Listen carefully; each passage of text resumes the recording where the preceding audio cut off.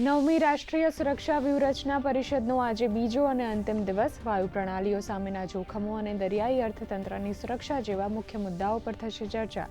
ગઈકાલે અમિત શાહના સુરક્ષા એજન્સીઓને ઘૂસણખોરી અને આતંકવાદ સામે સખત નિર્દેશ.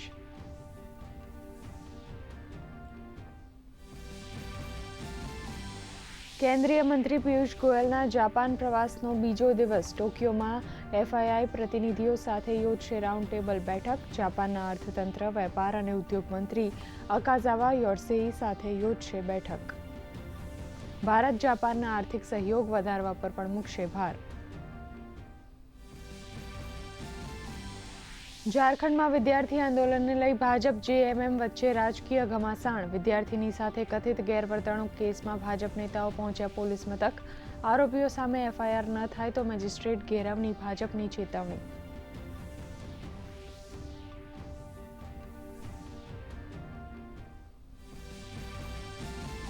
રાજકોટમાં 2 થી 6 સપ્ટેમ્બર દરમિયાન યોજાશે ભવ્ય જન્માષ્ટમી લોકમેળો. ટેન્ડર પ્રક્રિયા પૂર્ણ થતાં જ પીજીવીસીએલ સહિત તમામ વિભાગો થયા સક્રિય.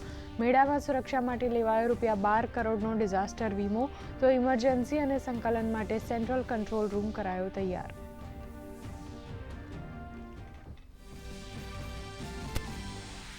ભારતમાં ડિજિટલ પેમેન્ટની સફળ સફર.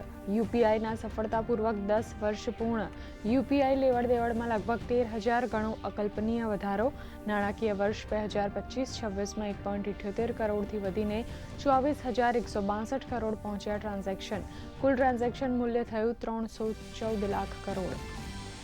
અમેરિકાના વિઝા નિયમોમાં બદલાવની તૈયારી. રાષ્ટ્રપતિ ડોનાલ્ડ ટ્રમ્પે H-1B વિઝા માટે નવો પ્રસ્તાવ કર્યો જાહેર. વિદેશી કર્મચારીઓને દરેક વિઝા માટે આપવી પડશે $1 લાખની વધારાની ફી. ફેડરલ જજે અગાઉ આ ફી ગણાવી હતી ગેરકાયદેસર.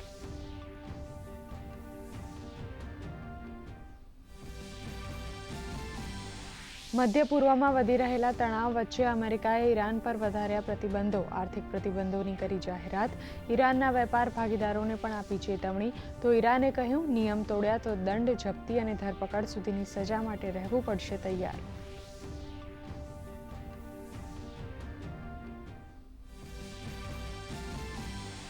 મંથલી એક્સપાયરીના દિવસે ભારતીય શેર માર્કેટમાં ફરી નરમાઈ. નિફ્ટી 50 તો સેન્સેક્સ 100 પોઈન્ટ ડાઉન. બેન્કિંગ શેરોમાં સુધારાની ચાલે. બેંક નિફ્ટી 100 પોઈન્ટ ઉપર. આઈટી, ફાર્મા અને મેટલમાં નરમાઈનો માહોલ. કોમોડિટીમાં મિશ્ર માહોલ. સોનું ₹100 વધ્યું તો ચાંદી ₹500 સસ્તી થઈ. કોલંબો ટેસ્ટમાં શ્રીલંકા સામે મજબૂત સ્થિતિમાં ભારત. આજે થશે ત્રીજા દિવસનો મુકાબલો. બીજા દિવસે પહેલી ઇનિંગ 503 રન પર ડિક્લેર કર્યા બાદ 8 રનમાં શ્રીલંકાએ ગુમાવી 2 વિકેટ.